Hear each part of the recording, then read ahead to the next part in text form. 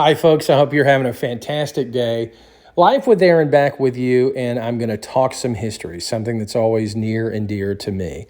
We're going to look at a place I have been meaning to film for a long time, the historical Presbyterian Church in the Brick Church community in Giles County, Tennessee. Now, this church that you see before you was put in place sometime after the Civil War. But the actual land was given to what would become the church congregation in 1820 by Colonel Thomas Gordon. Colonel Gordon had served under President Andrew Jackson and was a veteran of the War of 1812. The original church that was put in place was a brick church, and probably, I would say, hence the name of the community that sprang up around the church. Now, there is a Thomas Gordon that is buried in this cemetery. It is the grave is contained within this wrought iron area here, but believe it or not, this is not the Thomas Gordon that the historical marker is referring to. That Thomas Gordon, the veteran of the War of 1812, who bequeathed the land here to the church that I talked about earlier, is buried some 3 miles away on private land in the Lane family cemetery, and this is his grave here. So the Thomas Gordon that is actually buried by the historical marker was a Civil War veteran, but is actually no relation to Colonel Thomas Gordon, the veteran of the War of 1812. Even though the church and cemetery are actually near a busy road, it's a very serene area.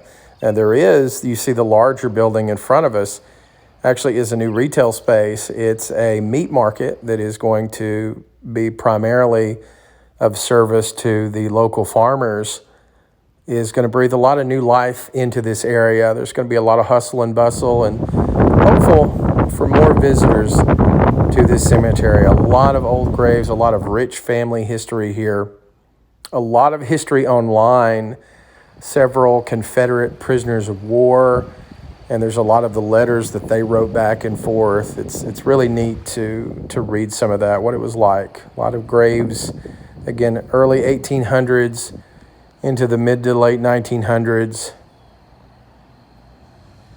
at the church and also school, and we'll talk about that a little bit in a second. Now, this congregation of the Presbyterian Church here at Brick Church has faced the dilemma a lot of older churches do as their congregation continues to get older, get smaller. They struggle with how to keep the church going. And up until the pandemic, they had been meeting 2 to 3 times a year. The pandemic put a little bit of a stop into that, but now they do still meet for special occasions. The church is kept in a very good condition, and we'll take a look at that in just a second. But really a beautiful area.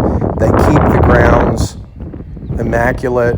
There were some trees down recently. They were quickly in to take care of that. So they do a really good job at preserving this area.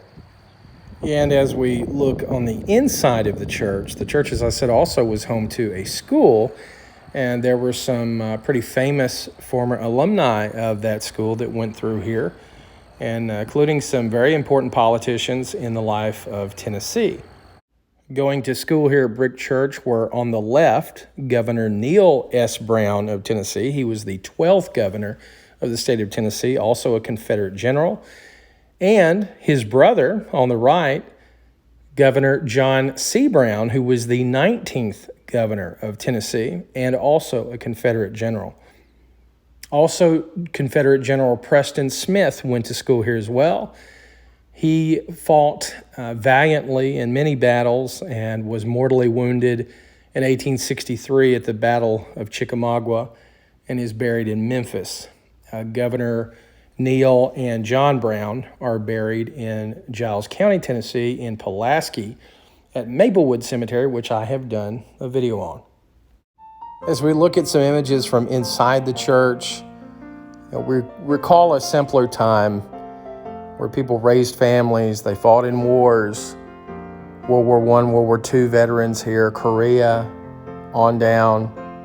You see these smaller communities starting to dwindle, but we're reminded of who they once were and who many of them still are, and the pride that they have in these places of worship. in these communities. We'll go out with the hymn in the sweet by and by. Thanks for watching, everybody.